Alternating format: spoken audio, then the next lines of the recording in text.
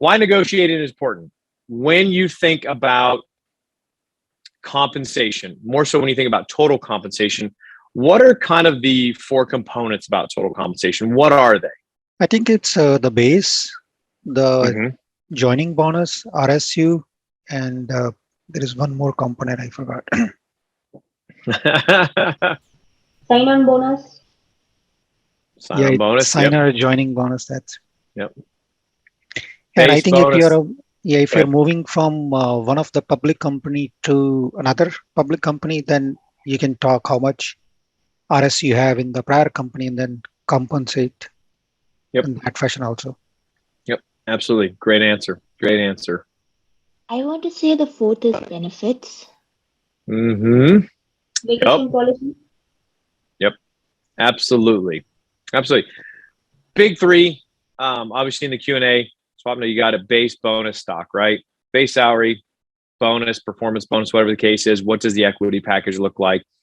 And, you know, the fourth one obviously can be sign-on bonuses and benefits and, you know, what are the extra kind of quote unquote perks of the offer, right? Like, do they have a work from home stipend? Do they pay your cell phone bill? Is there gym reimbursement, commuter reimbursements, matching 401k, unlimited PTO versus, you know, time you have to accumulate? There's all sorts of things that kind of go into that fourth phase.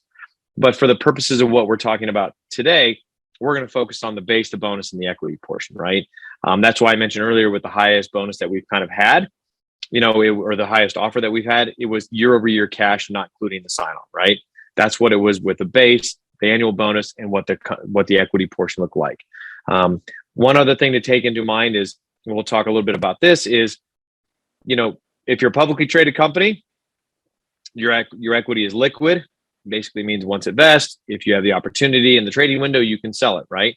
If you're in a private company where it's not, you know, then we kind of look at, you typically have a base, a bonus, and you get private equity, and that obviously kind of goes into what I consider to be like total direct compensation, because it's not all cash versus, you know, if you had an offer from like Google or Meta or whatever, that's considered what I would say is total cash compensation, because you can cash it out.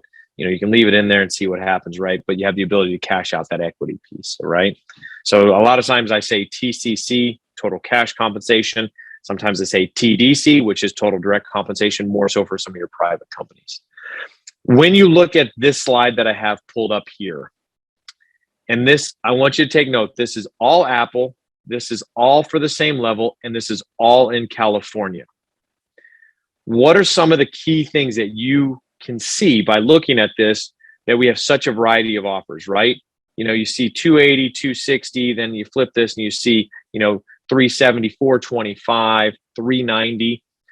What do you think the reason is for that? Is before a stock grow or after stock grow, or does that play a role here? Potentially.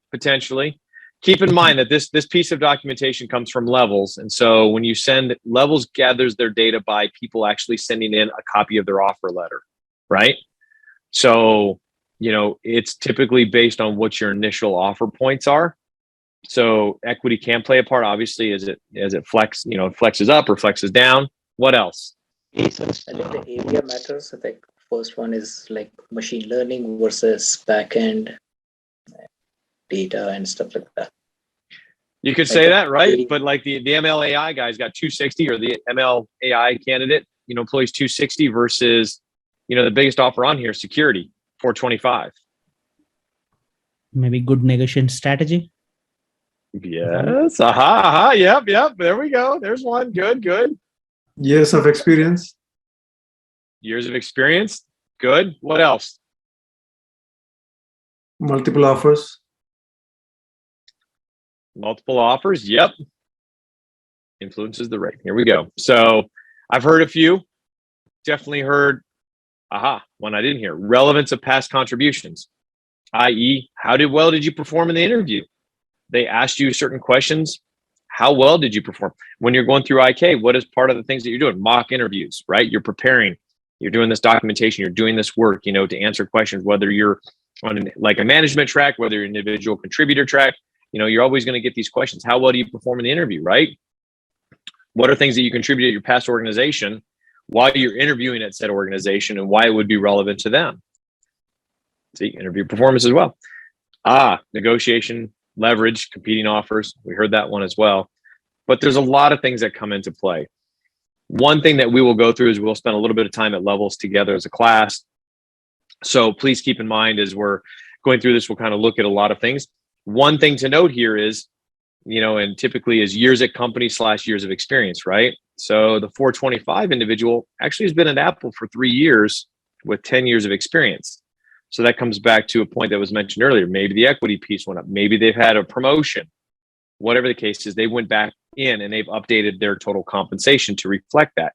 So we always have to look at that first number on years of experience or years at company versus years of experience, right?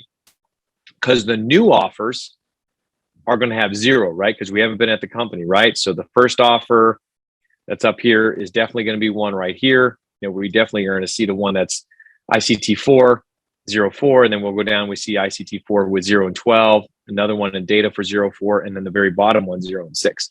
So take that into consideration as well.